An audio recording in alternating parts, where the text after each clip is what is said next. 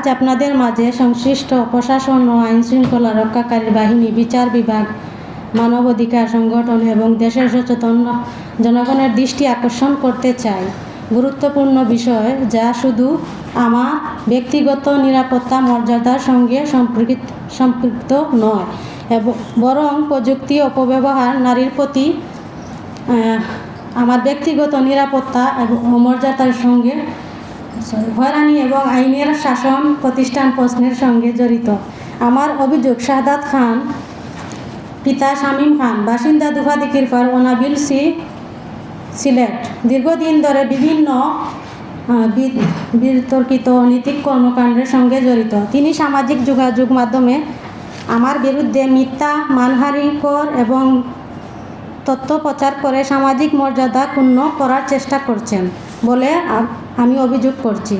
এসব কর্মকাণ্ডের ফলে সামাজিকভাবে বিব্রত, মানসিকভাবে ক্ষতিগ্রস্ত এবং ব্যক্তিগতভাবে নিরাপত্তাহীনের মধ্যে পড়েছি।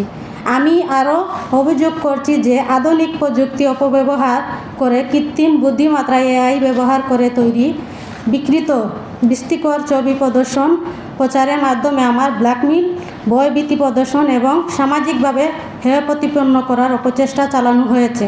বর্তমান সময়ে প্রযুক্তির অগ্রগতি যেমন মানুষের জীবনকে সহজ করেছে, তেমনি অপব্যবহার ব্যক্তি সমাজের জন্য মারাত্মক ক্ষতিকর কারণ হতে পারে, বিশেষ করে নারীদের বিরুদ্ধে ডিজিটাল হয়রানি, ভুয়া কন্টেন্ট তৈরি এবং সামাজিক মর্যাদা নষ্ট করার প্রবণতা উদ্বেগজনকভাবে বৃদ্ধি পাচ্ছে। আমি এই মনে করি যে এ ধরনের অপরাধের বিরুদ্ধে কঠোর ব্যবস্থা গ্রহণ করা সময়ের দাবি। এসব ঘটনা প্রতিকার ও ন্যায় বিচার পাওয়ার লক্ষ্যে আমি আইনগত পদক্ষেপ গ্রহণ করেছি। এই বিষয়ে সাইবার সুরক্ষা অধ্যায়ে 2025-এর ধারা 25(1)(2) অনুযায়ী মামলা দায়ের করা হয়েছে। পাশাপাশি ফৌজদারি কার্যবিধি সংবিধান ধারা 7(9)(4) ও 30 অনুযায়ী অভিযোগের দায়ের করেছি। এ বিষয়ে বর্তমানে আইনগত প্রতিক্রিয়াধীন রয়েছে। সংশ্লিষ্ট কর্তৃপক্ষ তদন্ত কার্যক্রম করেছি। এ বিষয়ে বর্তমানে আইনগত প্রতিক্রিয়াধীন রয়েছে এবং পরিচালনা করছে।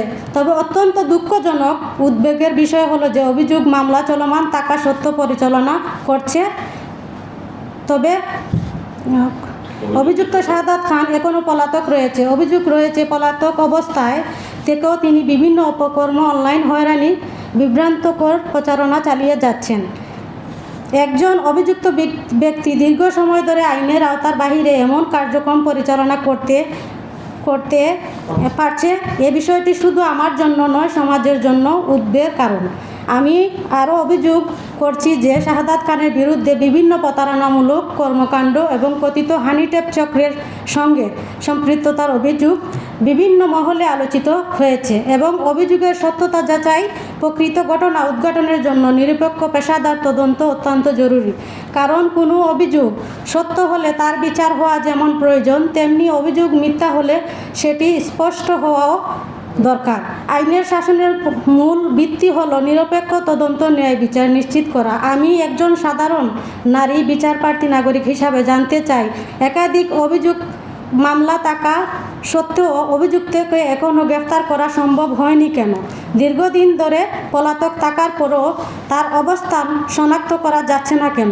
নাকি অন্য কোনো কারণ তার বিরুদ্ধে কার্যকর ব্যবস্থা গ্রহণের বিলম্ব হচ্ছে? এ প্রশ্নগুলো শুধু আমার নয়, ন্যায় বিচার ও প্রত্যাশী সাধারণ মানুষের মনেও একই প্রশ্ন জন্ম দিয়েছে।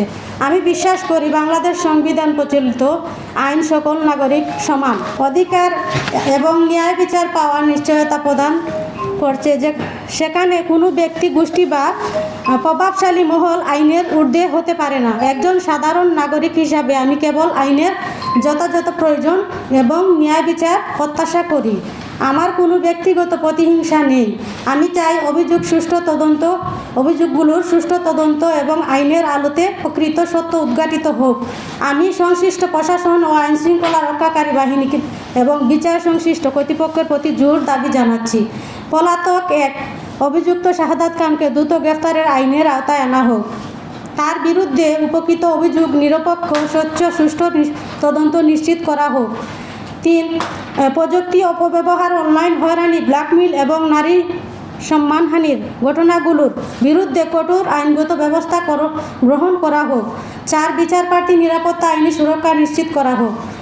5 তদন্ত প্রক্রিয়ায় কোনো ধরনের প্রভাব বা হস্তক্ষেপ যেমন না হয় তা নিশ্চিত করা হোক। পরিবেশ বলতে চাই, আমি আইন ও বিচার ব্যবস্থার প্রতি পূর্ণ আস্থা রাখি। আমি বিশ্বাস করি যথাযথ তদন্ত ও আইনি প্রক্রিয়ার মাধ্যমে সত্য উদ্ঘাটিত হবে এবং ন্যায় বিচার প্রতিষ্ঠিত হবে। একই সঙ্গে আমি আশা করি সংশ্লিষ্ট কর্তৃপক্ষ দ্রুত কার্যকর পদক্ষেপ করবেন, বিচার প্রার্থীর আস্থা আরও সুদৃঢ় করবেন, আইনের শাসন প্রতিষ্ঠা, নারীর নিরাপত্তা নিশ্চিত কর এবং প্রযুক্তির অপব্যবহার রোধে সংশ্লিষ্ট সকলের আন্তরিক সহযোগিতা কামনা করছি।